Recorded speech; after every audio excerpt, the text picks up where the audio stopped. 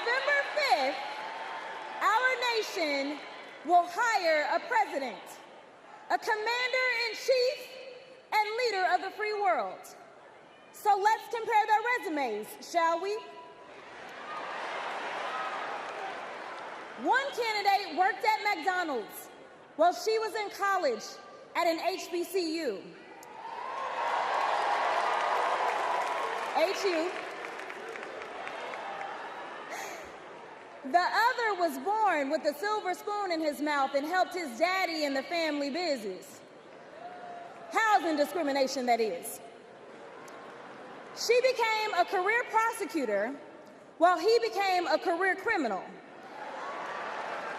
With 34 felonies, 2 impeachments, and 1 porn star to prove it.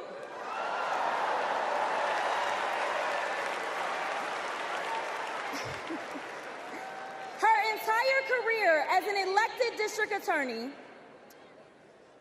attorney general, and senator, she's always worked for one client, the people.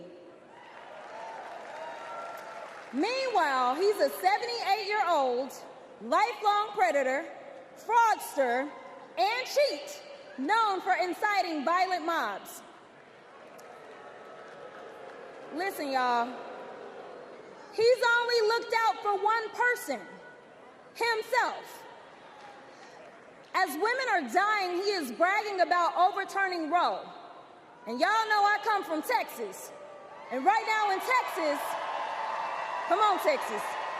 But right now in Texas, they want to institute the death penalty. That is a problem. While Kamala Harris is fighting for our reproductive rights to be restored. She is also the leader we need on the global stage. She helped secure the release of Americans wrongfully detained in Russia. At the same time, he cozies up to his role model, Vladimir Putin, and MAGA holds legislation hostage here at home, critical resources to secure the border, military aid to Ukraine, and even the Farm Bill. She's lived the American dream while he's been America's nightmare.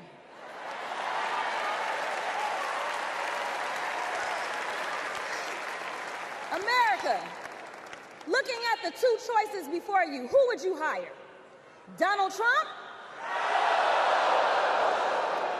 or Kamala Harris?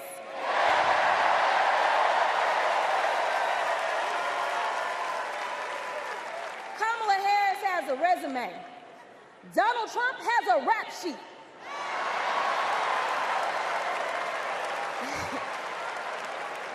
She presides over the Senate while he keeps our national secrets next to his thinking chair. Y'all know what I said that other time.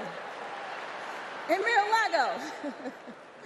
Well, Donald Trump wants to put our 1787 Constitution through his Project 2025 paper shredder and make every day January 6th.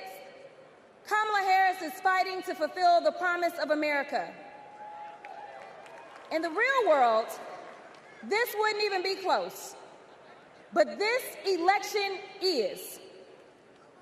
Don't make a mistake. We are the underdogs in this fight, even though there is only one person qualified, only one person who's done the work and who has delivered the results. And she needs you. She needs your one vote this November.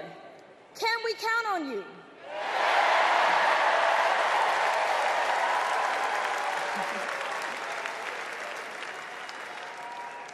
Some of you know a little bit of my history, some of you don't, so let me tell you.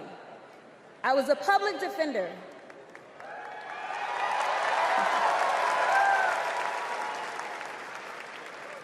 I did criminal defense as well as practiced civil rights law for almost 2 decades. I know a good prosecutor when I see one. Kamala Harris is the kind of prosecutor we long for in the cases like those of Breonna Taylor. Yeah.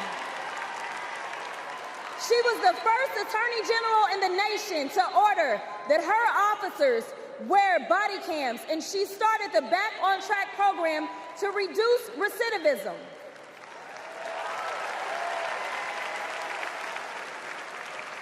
Listen, y'all, she did all these things because she genuinely cares about people.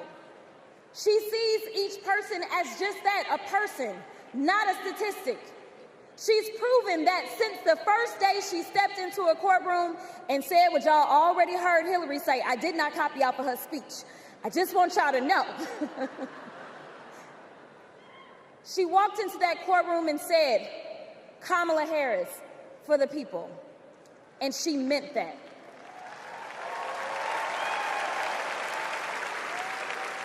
Many of you know her credentials, but what I love about Kamala Harris goes beyond her resume, is that she sees the humanity in everyone. She's the only candidate in this race who is capable of empathy. When I first got to Congress, I wasn't sure I made the right decision.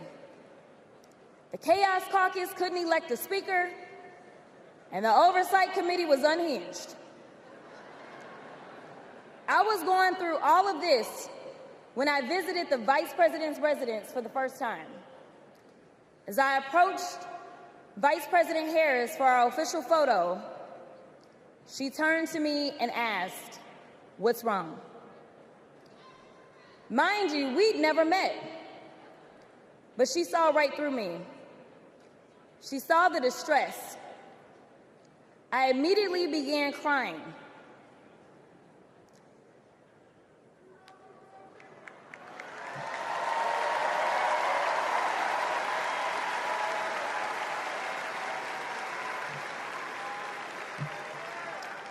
And the most powerful woman in the world wiped my tears and listened.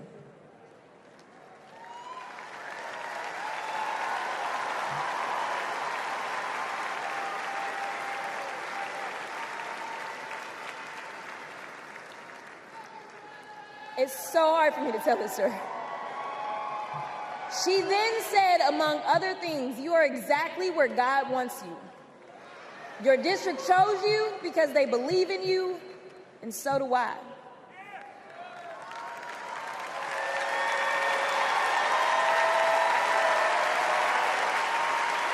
I'm gonna stop. Okay. The next month, I went viral for the first of many times to come for hitting Republicans with a dose of their own medicine.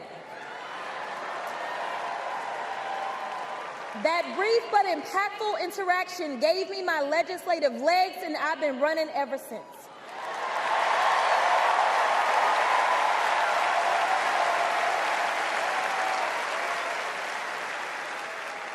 The question before us is, will a vindictive, vile villain violate voters' vision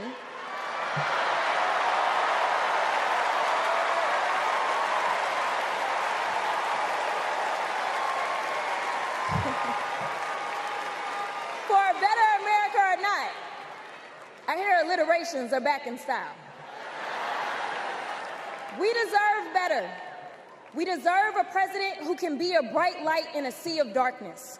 One who will pull us forward, because we won't go back. Amanda Gorman said it best: there's always light if only we are brave enough to see it, if only we are brave enough to be it. Kamala Harris showed me that light. And America, when she is our president, together we will shine as that beacon of hope and freedom around the world once more. God bless y'all.